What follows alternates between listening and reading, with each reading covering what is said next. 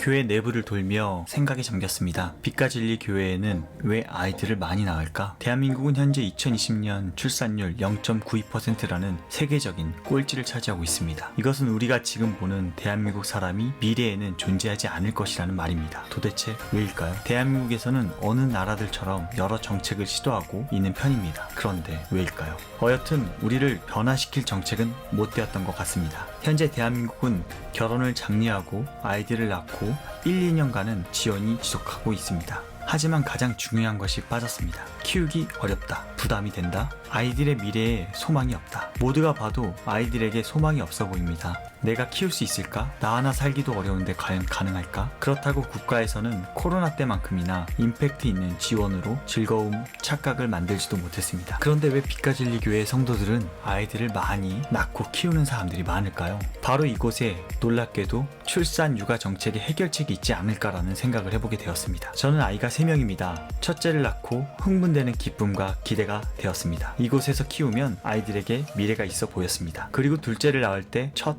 유산을 했습니다. 그럼에도 소망이 있었습니다. 미숙한 양육을 도전하던 우리에게 중요한 성경적인 가이드가 있었습니다. 그리고 셋째를 낳았습니다. 제 형편은 좋지는 않았습니다. 하지만 키우는 것에 부담보다는 기대가 컸습니다. 이 사람들과 함께 아이들을 서로서로 키우고 돕고 할 수 있었습니다. 그래서 지금은 넷째가 뱃속에 5개월이 되었습니다. 지금도 저는 빛과 진리 교회로 인해 창설된 성교원이나 대안학교라고 하는 교육 시스템을 신뢰하고 있습니다. 여기에 있는 선생님들 그리고 성도들 정말 진심으로 주님을 닮고자 하기 때문입니다. 저는 이 사람들과 함께 한다는 것이 즐거웠고 기대가 됩니다. 저 혼자서는 절대 키울 수 없을 것입니다. 예수님이라는 기준이 되는 공동체로 모여서 함께 가치 있는 미래를 꿈꿀 수 있기 때문에 부족한 형편에도 즐겁고 아이들과 웃을 수 있었습니다. 대한민국에는 즐거운 소문이 필요합니다. 그것은 바로 아이들을 키우는 사람들이 행복하다는 것, 그리고 소망이 되어야 합니다. 앞에 있는 미래가 두려워한다면 더 이상 미래는 보이지 않습니다. 우리의 출산율은 더욱 떨어질 수밖에 없을 것입니다. 아이들을 키우는 사람들이 행복한 세상이